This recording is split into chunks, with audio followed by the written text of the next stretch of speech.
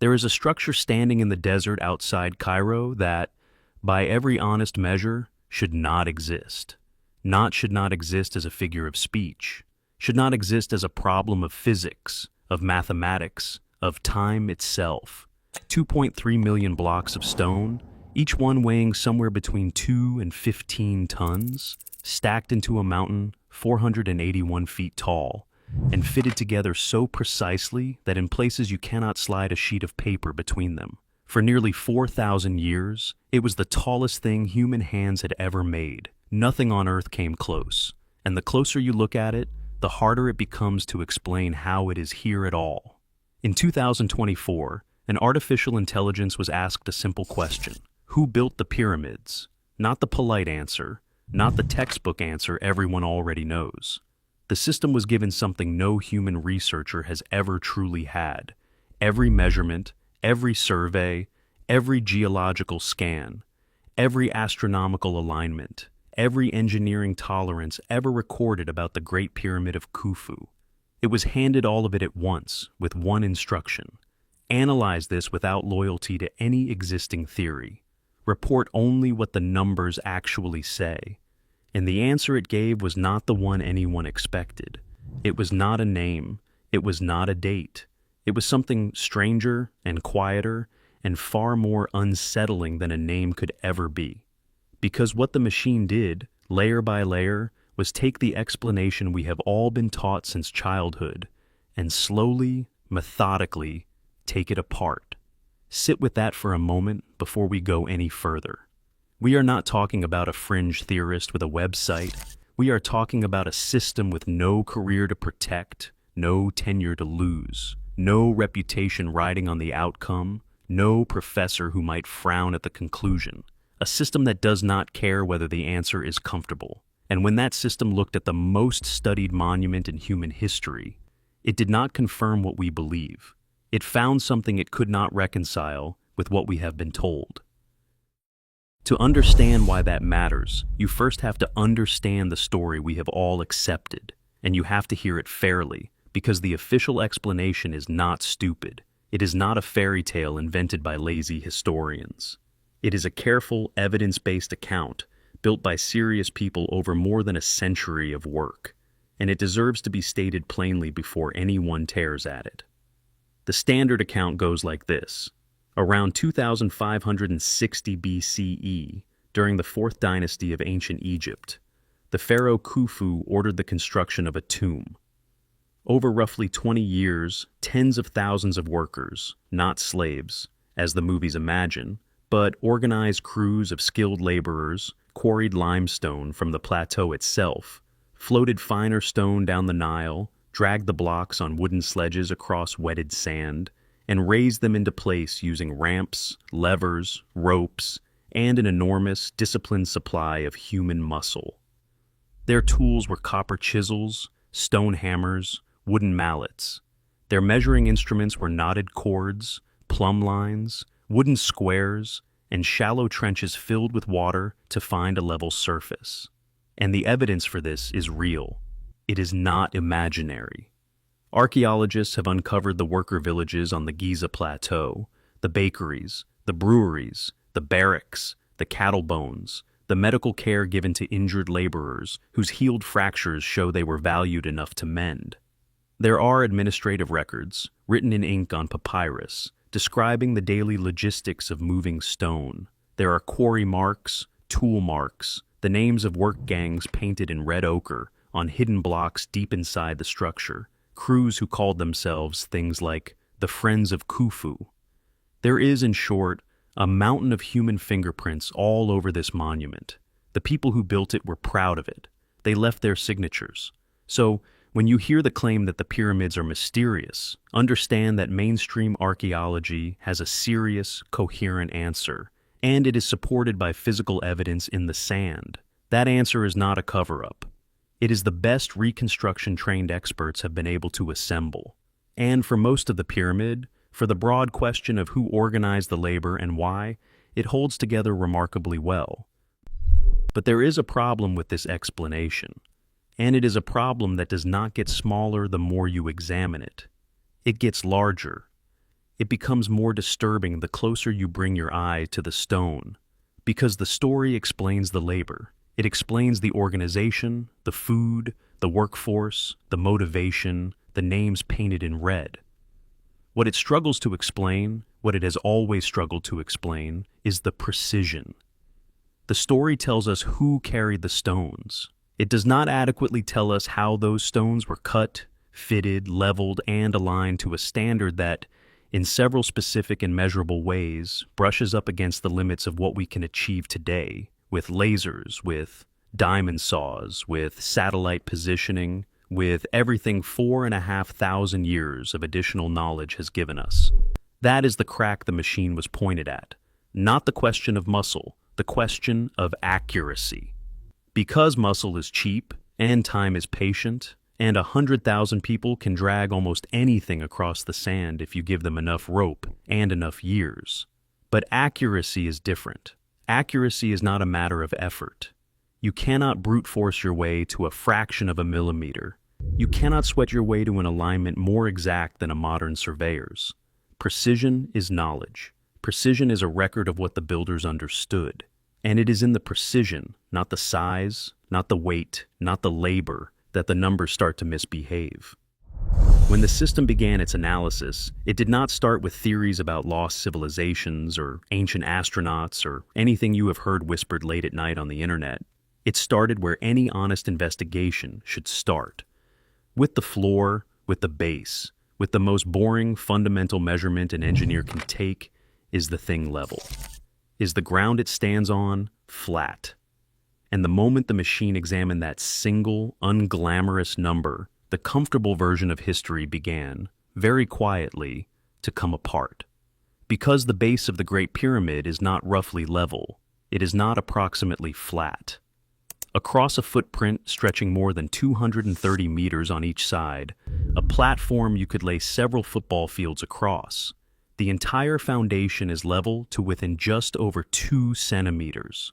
2 centimeters of deviation across the length of 2.5 football fields. That is a flatness of roughly 0.09%. And when you understand what that number actually means, when you understand what it would take to achieve it with copper, water, and wood, the floor of this story is exactly where it stops feeling like history and starts feeling like a message.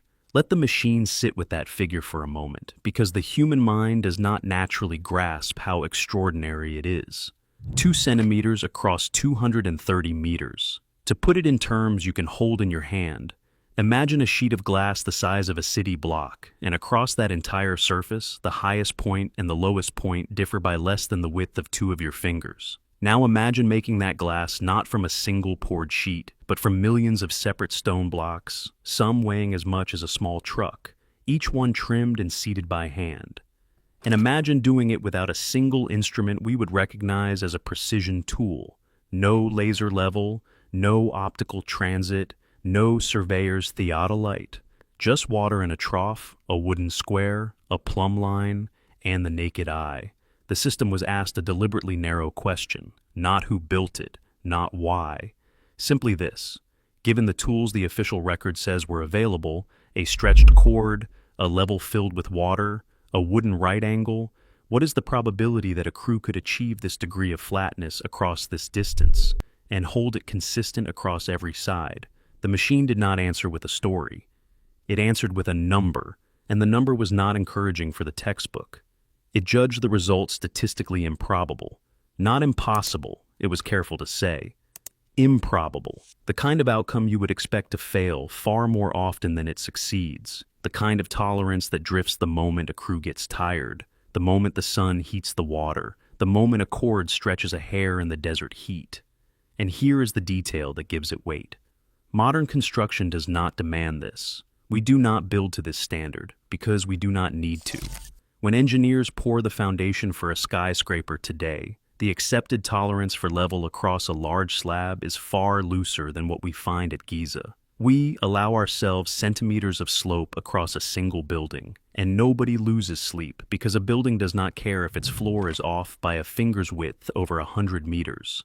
The structure stands, the elevators run, nobody notices. By the standards we actually use, The Great Pyramid's foundation is roughly 10 times more precise than it has any practical reason to be. Sit with that. The builders did not simply meet a high standard. They exceeded the standard that modern engineering considers sufficient for a structure that, by every account, was meant to be a tomb. Why? That is the question the floor begins to ask, and it is a question that will follow us through everything that comes next. Because precision costs. Every additional fraction of accuracy demands more time, more skill, more remeasuring, more rejected stone, more labor poured into something that, to all appearances, served no functional purpose. A tomb does not need a foundation flat to 0.009%. The dead are not particular about slope, so the precision was not for function, which leaves only two possibilities. Either it was an accident, an unintended byproduct of methods so refined that this level of accuracy fell out of them naturally, or it was the point. Either the builders couldn't help being this accurate, or they were trying to tell us something with it. The system did not choose between those yet. It simply noted the anomaly, logged it, and moved on, the way a careful investigator notes a detail that doesn't fit and refuses to forget it. And the moment it lifted its attention from the ground and turned to the orientation of the structure, the way the whole vast mass of it sits upon the desert, the direction it faces, the second number arrived. And the second number was, if anything, more disturbing than the first. Because the Great Pyramid is not merely level, it is aimed. Its four sides do not face roughly toward the points of the compass. They face true north, true south, true east, and true west. And they do so with an accuracy that, even now, is difficult to speak about without lowering your voice. The deviation from true north is on the order of 3 arc minutes. 3 arc minutes. An arc minute is 1/60th of a single degree. The full sweep of the horizon, all the way around you, is 360 degrees, 21,600 arc minutes. And across that entire span, the builders of this monument missed perfect north by about 3 of them. They were off by an amount so small that you could not see it. You could not feel it. You would need an instrument to detect the error at all. Understand what true north even is, because this is where it gets strange. True north is not the north a compass shows you. A compass points to the magnetic pole, which drifts, which wanders, which is not fixed. True north is geographic north, the actual axis the entire Earth turns on. There is no rock to point to. There is no landmark. To find it, you must read the sky. You must watch the stars wheel through the night and find the silent point around which they all turn, the pivot of the heavens. And then you must transfer that invisible point in space down to a line scratched in the sand. And then you must hold that line straight across 230 meters of construction without it drifting a hair. The system flagged this immediately. This is not the kind of accuracy a culture stumbles into. This is the kind of accuracy you reach today with a survey-grade transit, with satellite positioning, with the patient correction of instruments that did not exist for another 4,500 years. And then the machine did something the textbook never quite does. It asked why anyone would need this, because a tomb does not need to face true north. A temple does not. A monument to a king's glory does not require an alignment more exact than a modern surveyor's. An alignment that would mean nothing to the people who saw it. An alignment so fine that no human eye could ever appreciate it, and no ceremony could ever depend on it. The precision exceeds the purpose. It overshoots every reason we can offer. And when accuracy outruns necessity by that wide a margin, an investigator is left with an uncomfortable thought. That the accuracy itself was the necessity, that the alignment was not a means to an end, that it was the message, that someone, standing on this plateau in the deep past, went to impossible lengths to point this mountain of stone at the unmoving center of the sky, and did it knowing that almost no one would ever notice, except perhaps someone clever enough, far enough in the future, to measure it and ask the only question that matters. The machine asked it, and the next number it found began to answer. That number lived in a ratio so simple a child can draw it, and so strange in this place that mathematicians have argued over it for 2 centuries. Take the perimeter of the pyramid's base, walk all 4 sides, measure the full distance around the bottom, and then take its original height. The height it stood before the centuries stole its capstone. Divide the first by the second. The answer is not a clean whole number. It is not anything you would design on purpose unless you knew exactly what you were doing. It comes out to roughly 2 times pi, 2 times that endless, irrational number that describes the relationship between a circle and the line across it, the number that runs 3.1415 and never stops, never repeats, never resolves. The perimeter of the base relates to the height, the way the circumference of a circle relates to its radius. The pyramid, a thing of flat planes and sharp edges, of triangles and squares, has a circle hidden inside its proportions. And the match is not loose. It is not within 5% or within 1. The machine measured it at within 0.05%. Now, the textbook has an answer for this, and it is a reasonable answer, and the system held it up and examined it fairly before moving past it. The conventional view says this is an accident of measurement. The Egyptians, it argues, measured horizontal distances by rolling a drum or a cylinder and counting its turns, and measured vertical distances by stacking units of cubits.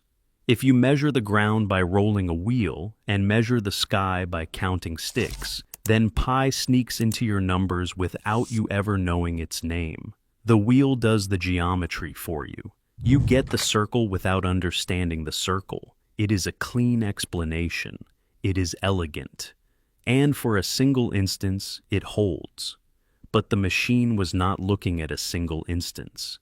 It was looking at the whole structure, every dimension it could pull from the surveys. And it found the relationship was not a one-time coincidence sitting in one measurement. It surfaced again at independent points in the geometry, in proportions that had nothing to do with each other, that could not all be the byproduct of the same rolling drum. And the system did what it was built to do. It ran the probability. It asked how likely it was for this exact ratio to recur, by accident, at separate and unrelated points in the design. And the likelihood it returned was not comforting. It was the kind of number that, in any other field, would force you to abandon the word coincidence and reach for a different word entirely. Intention. Because coincidence does not repeat itself on command. Coincidence does not show up where you go looking for it. When the same fingerprint appears again and again in places that share no common cause, you are no longer looking at chance. You are looking at a choice. And then the machine found a second fingerprint, older and stranger than the first. Pi at least had a name in the ancient world, even if the Egyptians did not write it. This next number did not. It is the ratio we call phi, the golden ratio, 1.618 and onward without end. The proportion that the human eye finds beautiful without knowing why. The proportion that shows up in the spiral of a shell and the branching of a tree and the arrangement of seeds in the face of a flower. It is the number that, as far as the written record tells us, no one formally described until the Greek geometers set it down on paper, and that was more than 2,000 years after the last casing stone was set on this pyramid. 2,000 years. The distance between us and the Roman Empire. The golden ratio, according to everything we can prove, did not exist as a known idea when this monument was built. It would not be born for 20 centuries. And the machine found it here, not once. It found phi in the relationship between the height and the base. It found it in the slope of the faces, in the angle at which the great triangular sides lean inward toward the sky.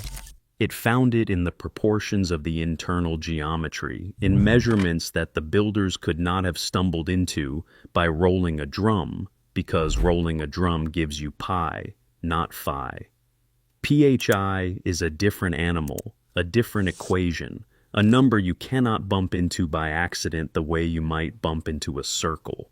The system counted the places it appeared, and the number it returned was at least 7.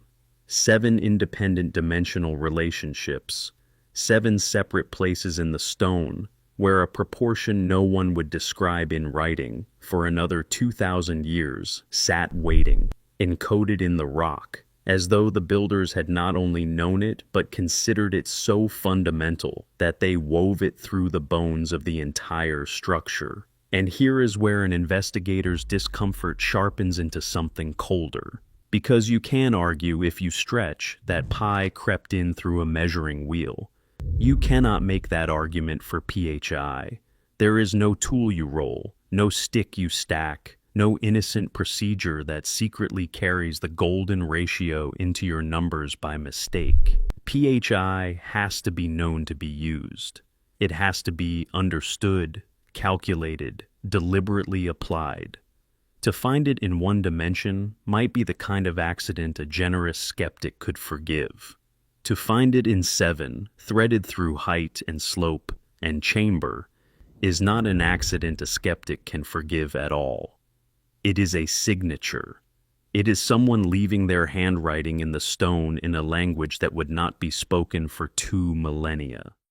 The machine sat with that. It held the 2 numbers side by side, pi, the circle hidden in the square, and phi, the proportion that should not have existed yet, and it noted what they had in common. Both are irrational. Both are infinite. Both are the kind of deep mathematical truth that a civilization reaches only after long, patient sophistication.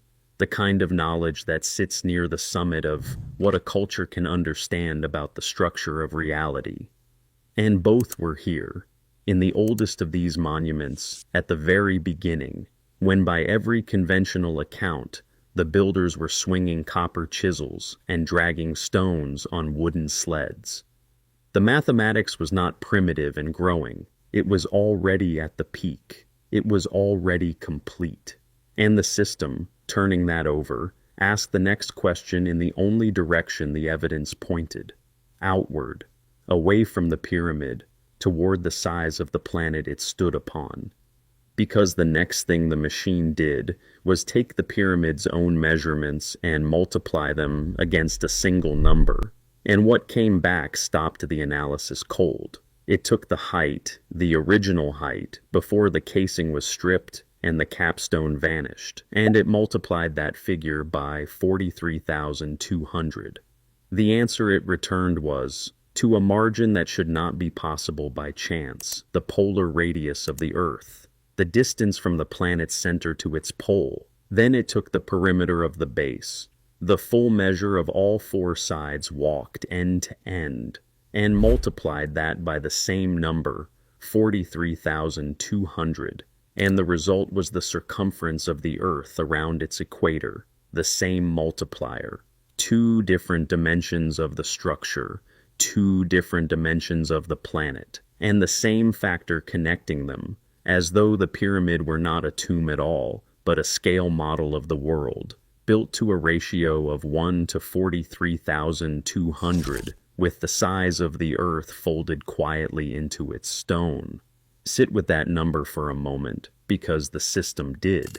43,200 is not random. It is the count of seconds in 12 hours. It is a number bound to the turning of the planet, to the rhythm of day sliding into night, a number that lives in the relationship between the Earth and the time it takes to spin. To find it acting as the bridge between a monument and the dimensions of the globe is the kind of coincidence that stops being a coincidence and starts being a message. And the machine, which had no stake in wonder and no fear of ridicule, framed it as exactly that. A question it could not dissolve. Who, in the third millennium before our era, knew the polar radius of the Earth? Who knew the equatorial circumference? Two figures that differ because the planet bulges at its middle, a subtlety we did not confirm until we had satellites. And having known it, who decided the right thing to do with that knowledge, or was to encode it, at planetary scale, in the proportions of a building, so that anyone who ever learned to read the stone would understand that the builders had measured the world? The conventional answer is that these relationships are accidents, artifacts of the cubit, numbers that fall out of any large structure if you go looking for them. But the system had been looking for exactly that, for the innocent explanation. And what it kept finding instead was a pattern too consistent, too layered, too deliberate to dissolve into chance. Precision in the leveling that exceeded modern tolerance. Alignment to true north tighter than ceremony required. PI in the perimeter, PHI in 7 places. The Earth's own dimensions multiplied out of the height and the base by a number drawn from the clock of the spinning world. Each finding alone could be argued away. Together they formed a single, coherent signature, and the machine, weighing them as a body of evidence rather than a list of curiosities, reached a conclusion that it stated without drama and without retreat. It did not name the builders. Understand that clearly, because it is the most honest part of what it did. It did not say aliens, and it did not say a lost continent, and it did not point to any vanished people and declare them the architects. It did something quieter and, in its way, far more unsettling. It looked at the conventional explanation. Pharaohs, copper, sledges, 20 years. A Bronze Age people building the most precise structure on the planet with the tools of their age, and it judged that explanation insufficient. Not wrong in every part, not a lie, insufficient, unable, by the weight of its own assumptions, to account for what stands at Giza. The machine eliminated the story we were given, and it left the space where that story used to be empty, and it pointed at the empty space and asked us to look honestly at what would have to be true to fill it. Because the signatures are specific. Precision beyond the era's tools. Mathematics encoded centuries and millennia before anyone is supposed to have discovered it. Engineering, the 80-ton chambers, the spanning beams, the load distributed so perfectly the ceiling has not cracked in 4,500 years. That strains against everything we believe about what those hands could do. And, beneath the whole monument, the weathering on the Sphinx that whispers of rain in a desert that has not seen real rain since long before the pharaohs were born. 4 possibilities remain when the conventional one is set aside. A lost technology the Egyptians themselves possessed and somehow forgot. Inherited knowledge handed down from a culture older than the dynasties. A global civilization erased by the catastrophe at the end of the last ice age. Its survivors carrying their mathematics into a new world like refugees carrying heirlooms.